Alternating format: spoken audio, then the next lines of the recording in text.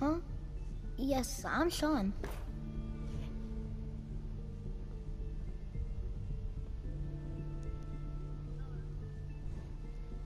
Sean, is that really you? Who are you? Sean, where is everyone? Father, what's going on? What's happening? Sean, are you okay? You're not hurt, are you? What's going on? Father? Father! What do you want me to do, Sean? What can I do? I don't know you. Go away. Father! Father, help me! There's someone here, help me! Please, Sean, I'm your father. Talk to me. Just open the door. Father? Father, help me! He's trying to take me! Father? Father, help me! Oh God. Sean. S923, recall code Cirrus. Fascinating, but disappointing. The child's responses were not at all what I anticipated. He's a prototype, you understand. We're only just now beginning to explore the effects of extreme emotional stimuli. Please try and keep an open mind. I recognize that you are emotional, and that your journey here has been fraught with challenges. Let's start anew. I am Father. Welcome to the Institute. Father? That's your name? Your title? Father is my unofficial title. It's what I've come to mean to the people of the Institute, just as you mean to your son, to Sean. I'll make this very simple. Where is my son? He's here, in the Institute. Closer than you think. But I need you to realize that this situation is far more complicated than you could have imagined. You have traveled very far, and suffered a great deal to find your son. Well, your tenacity and dedication have been... It's good to finally meet you. After all this time. It's me. I am Sean. I am... your son. Oh, come on. That's crazy. I assure you, I am completely sane and entirely honest. In the vault, you had no concept of the passage of time. You were released from your pod and went searching for the son you'd lost. But then you learned that your son was no longer an infant, but a 10-year-old boy. You believed that... Is it really so hard to accept that it was not 10, but 60 years? That is the reality. And here I am, raised by the Institute, and now its leader. But why? Why take a child? Why take you? Ah, now that's the question, isn't it? Why me? At that time, the year 2227, the Institute had made great strides in synth production. But it was never enough. Scientific curiosity and the goal of perfection drove them ever onward. What they wanted was the perfect machine. So they followed the best example thus far. The human being. Walking, talking, fully articulate, capable of anything. Human synths? Really? Human-like synths. A great distinction. The Institute endeavored to create synthetic organics. The most logical starting point, of course, was human DNA. Plenty of that was available, of course. But it had all become corrupted. In this wasteland, radiation affected even in their attempts to shield themselves from the world above, members of the Institute had been exposed. Another source was necessary. But then the Institute found me, after discovering records from Vault 111. An infant, frozen in time, protected from the radiation-induced mutations that had crept into every other human cell in the Commonwealth. I was exactly what they needed. And so it was my DNA that became the basis of the synthetic organics used to create every human-like synth you see today. I am their father. Through science, we are family. The synths, me, and you.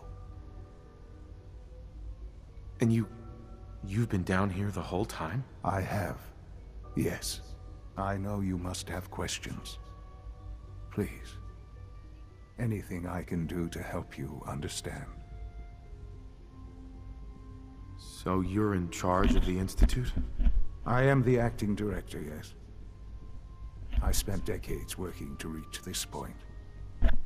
It's a responsibility I take very seriously.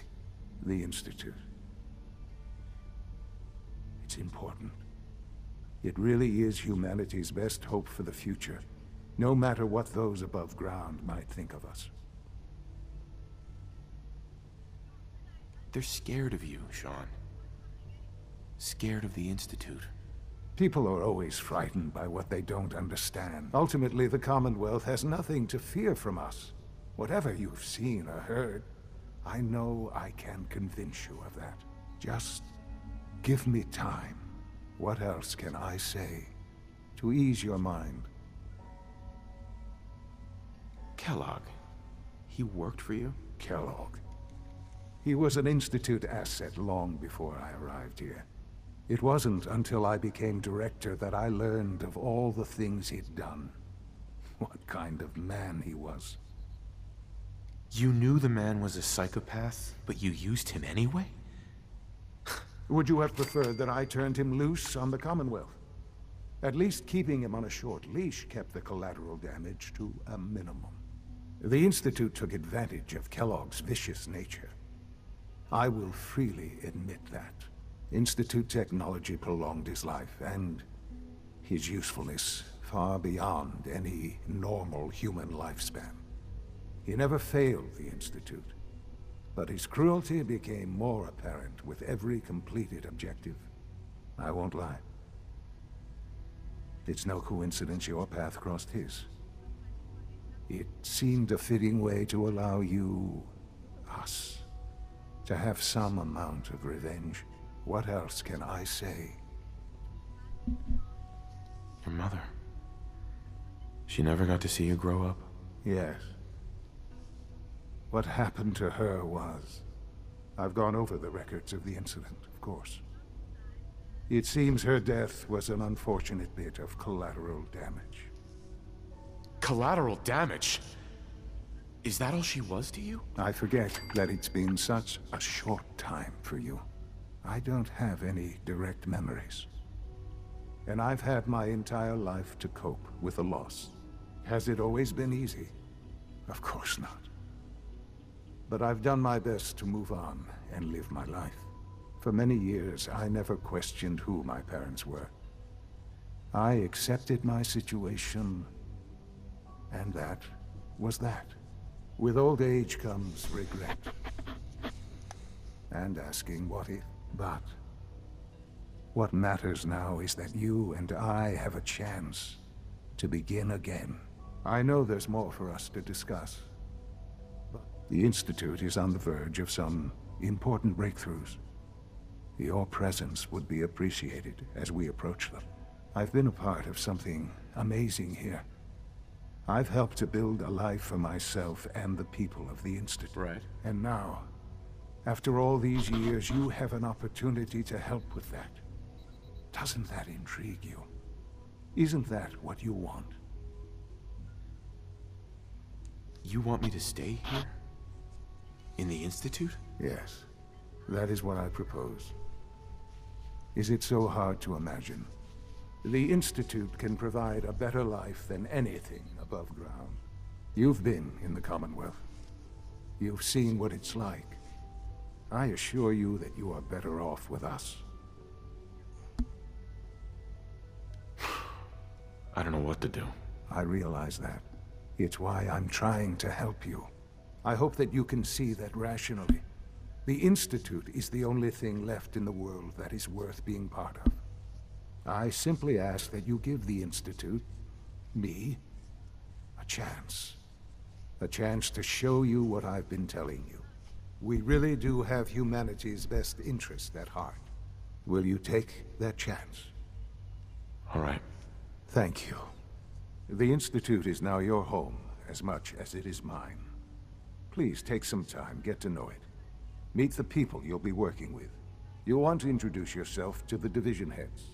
Dr. Fillmore in Facilities, Dr. Ayo in SRB, Dr. Holdren in Bioscience, and finally Dr. Lee in Advanced Systems. They've all been notified of your arrival, of course. Meet them, and then we'll discuss what comes next. Sean, about this synth. You mean the child? It's a fascinating project, really. There are issues to be solved, of course, but we've made remarkable progress.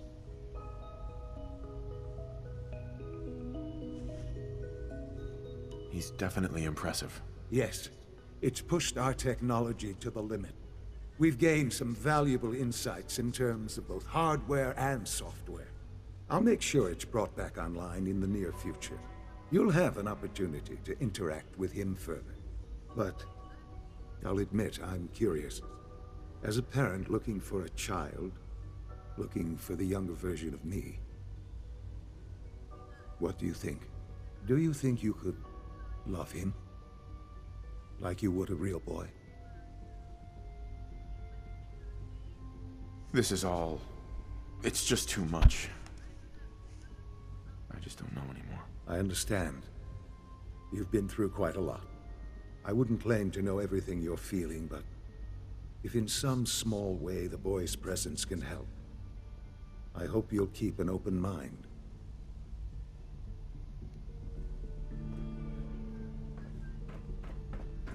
No use. Sean.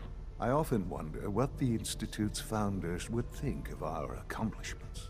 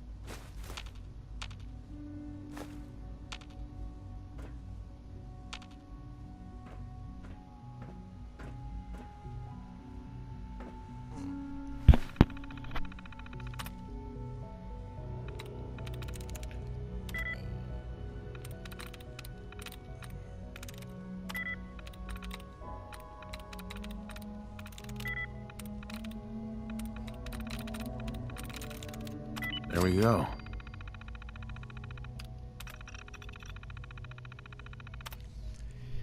Kellogg's occasional presence continues to unnerve the others. At first, I thought they were merely intimidated by his confidence and arrogance, or perhaps even afraid of his general being. Kellogg is, after all, a killer.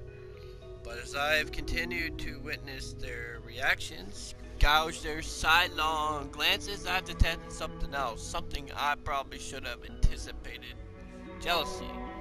Kellogg is a living memorial to a forgotten program.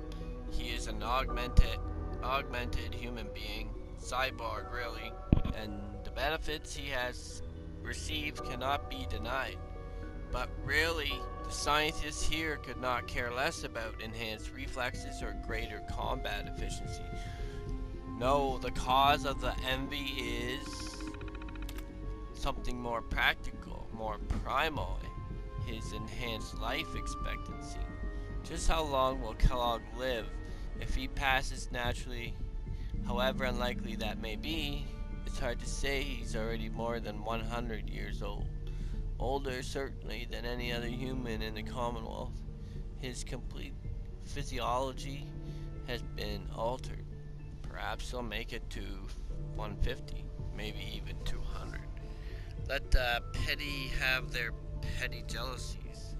Kellogg is a living testament to the ingenuity and superiority of the Institute, and I take no small pleasure to knowing that must irritate him to no end.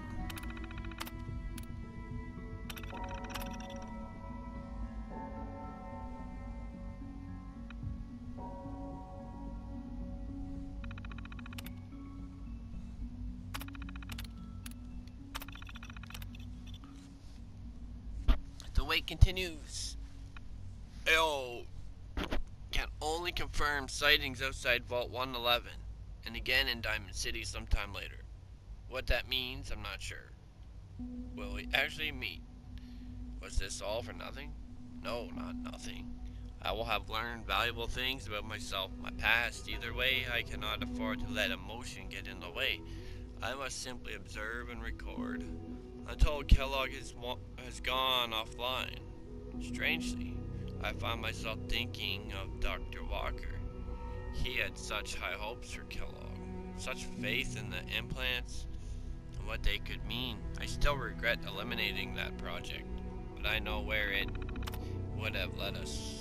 Walker was never shy about his goals, and too many others were starting to listen. In the end, I believe I was justified. The Institute is about preserving humanity, not some bizarre amalgamation of biology and technology. Okay?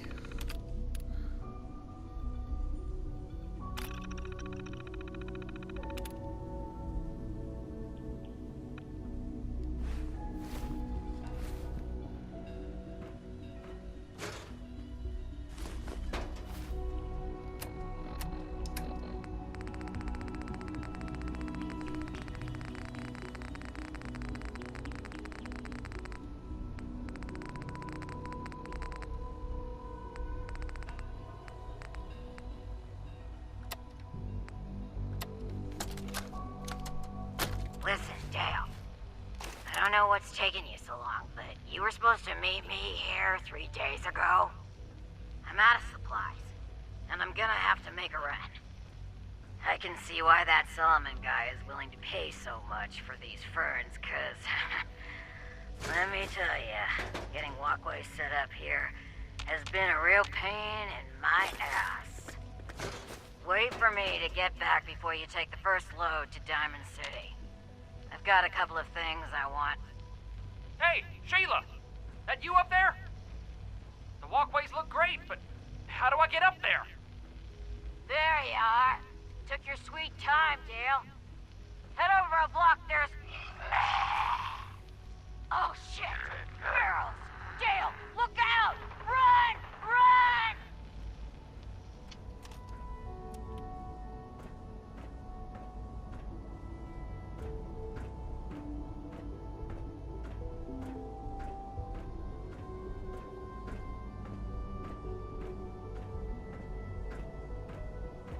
this a clean floor?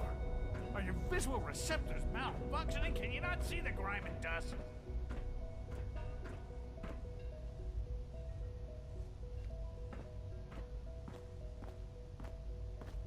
Don't make excuses. You're clearly defective, and I intend to report this.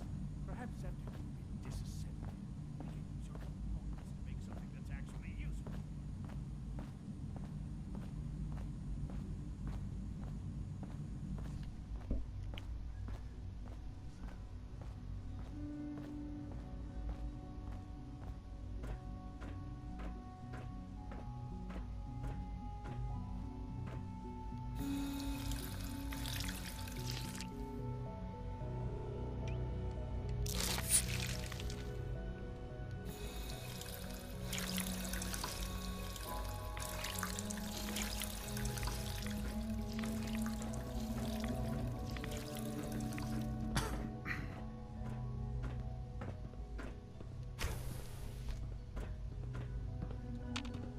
Welcome to the Institute, sir. Hey there. Carry on, sir.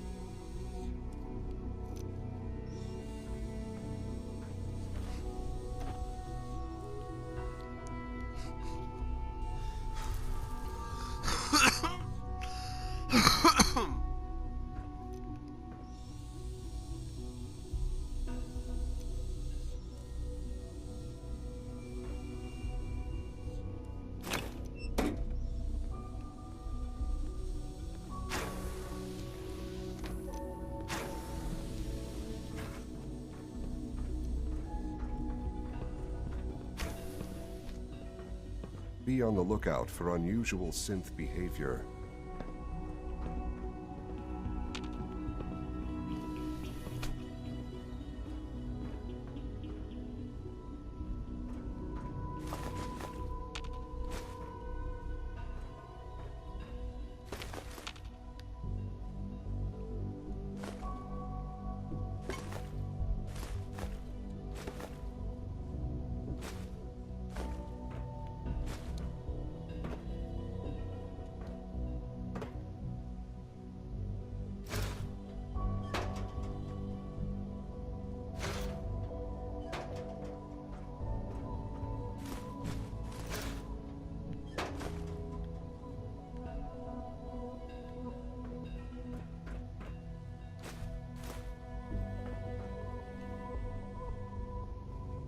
Hi, Doc.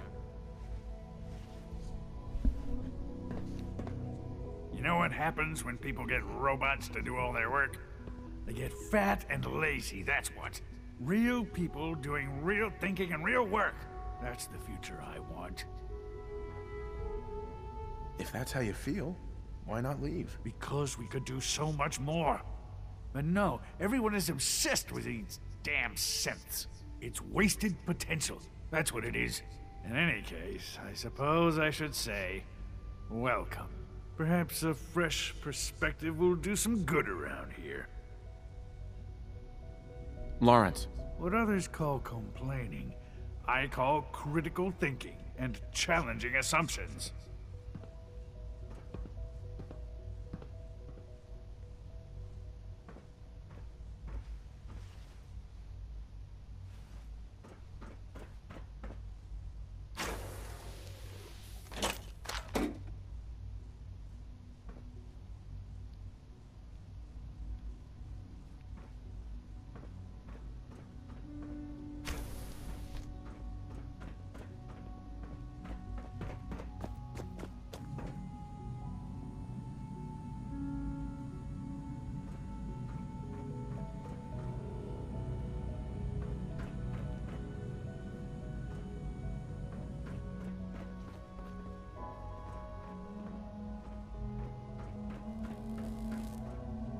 Reporting status. All functions normal. Hi. Nothing to report, sir.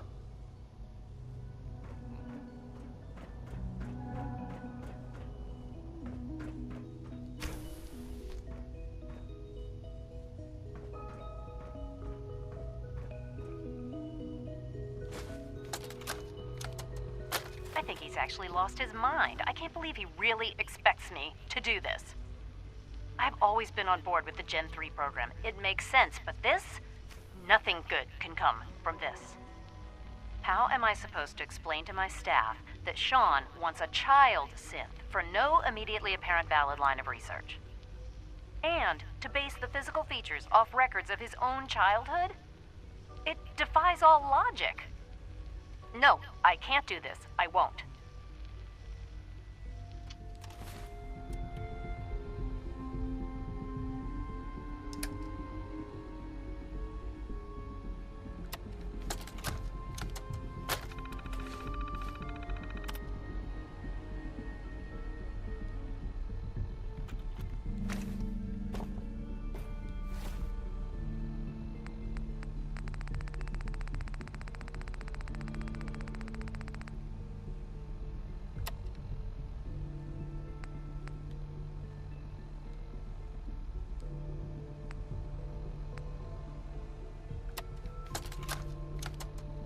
Blake, I want you to listen to me. Blake, I want you to listen to me as a brother here. This whole deal with Eddie is wicked shiesty. I mean, what kind of business partner threatens to kill you if the deal doesn't go his way? We are in way over our heads, man. I can't see a way out of this. No way except shutting down and getting out of Dodge. Give me a chance to talk this out with you face to face. I just want both of us to get out of this.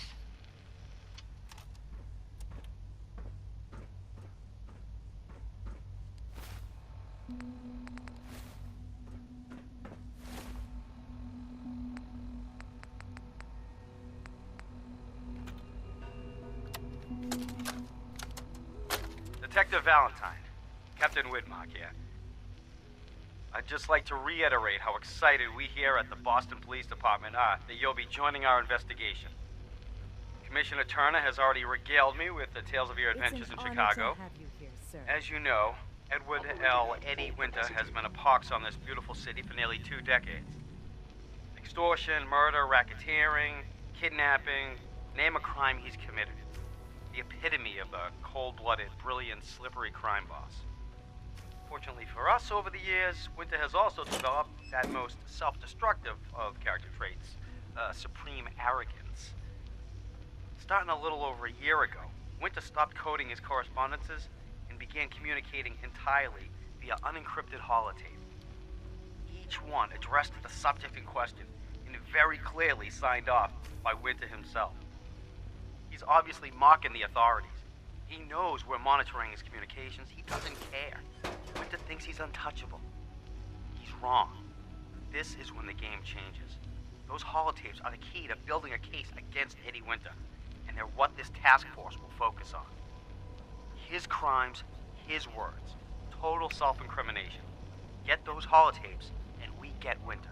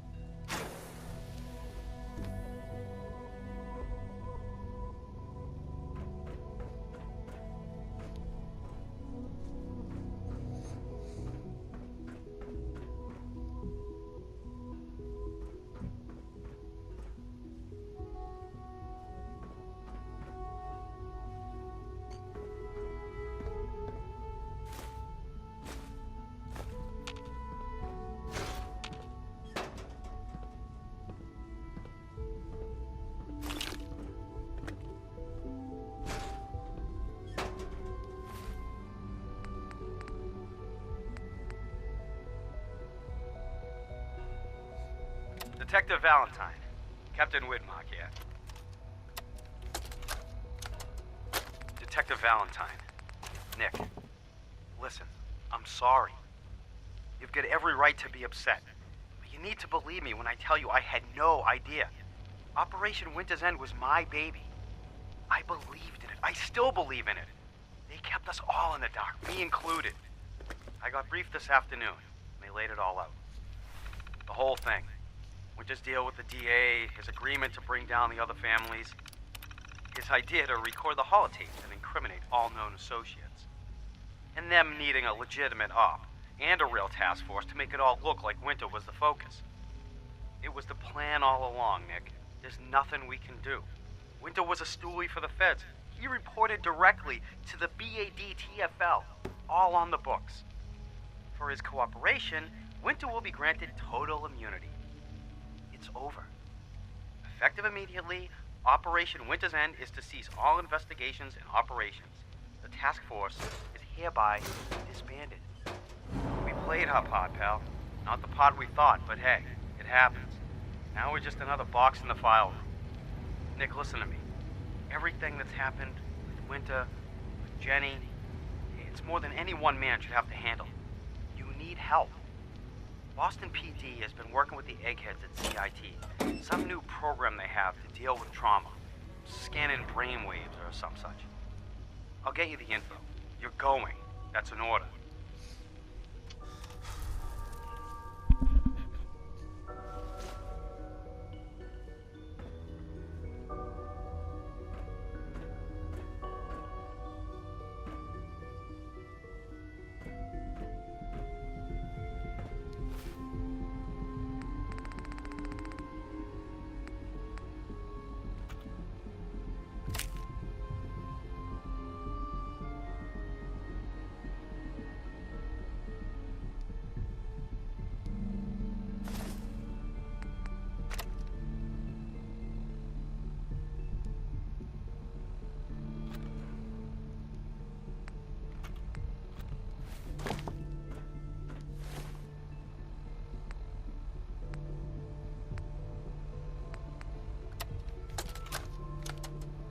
This is Vault-Tec interview number 03 for the position of Overseer for Vault 114. Interview subject, Benjamin Beasley. Mr. Beasley, as Overseer of Vault 114, how would you settle a disagreement between two of your Vault residents? Well, I would obviously take it through the proper channels, assuming neither of their requests were against the law, of course. This is, of course, assuming that the conflict had already gone through all the other members of the Vault's Residence Council that I plan on organizing. Vault Residence Council, you say? Yes, of course. People need government. They yearn for it. I think it's a civic duty of every red-blooded American patriot to serve the... Yes, I think we have everything we need here. Thank you for your time. Oh, already? Well, I look forward to hearing from you soon. Yes, I'm sure you will. Please make sure to fill out your non-disclosure agreement on your way out.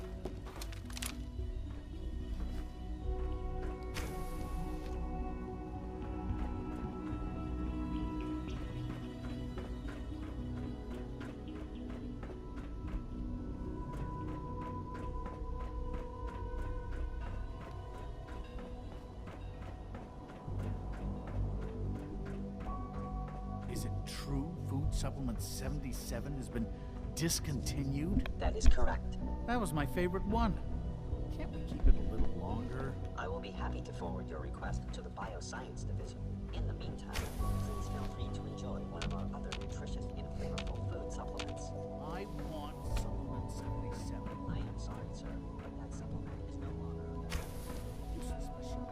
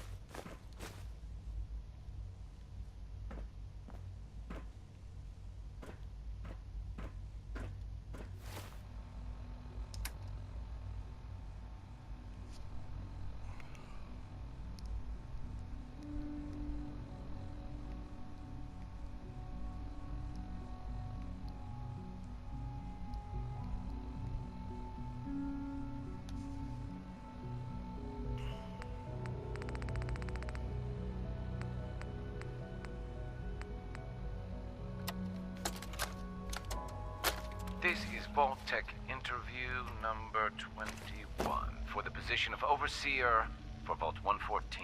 Interview subject, Kimberly Weiss. Hello, Mrs. Weiss. How do you do? And may I just say what an honor it is to even be considered for the position of Overseer. Ever since I was a little girl in mock government, I dreamed that one day I would have the opportunity to lead a community to greatness. My teachers all told me I had leadership potential, and without my guidance as student council vice president, those bake sales surely would have failed. Just the thought of being able to organize and run this small group, to show them a better way, to lead them to a future so bright that they... Like some processed sustenance? My goodness. Looks like we're out of time. What? We just started.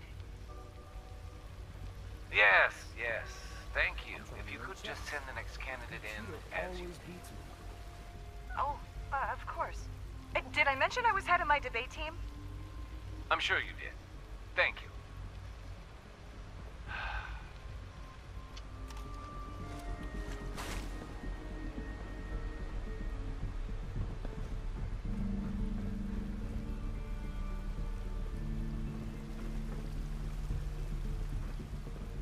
The rest see me as little more than a glorified repairman.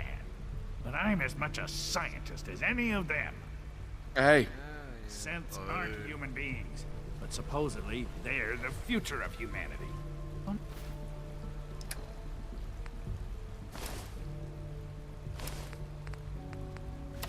Never understand it.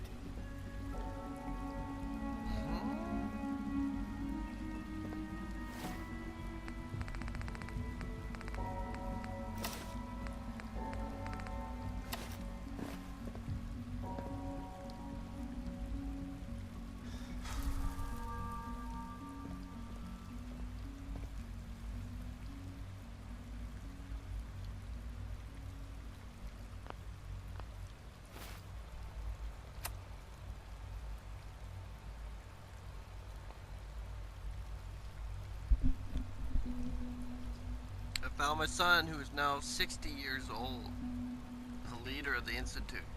I've accepted his invitation to join the Institute and need to introduce myself to the department head.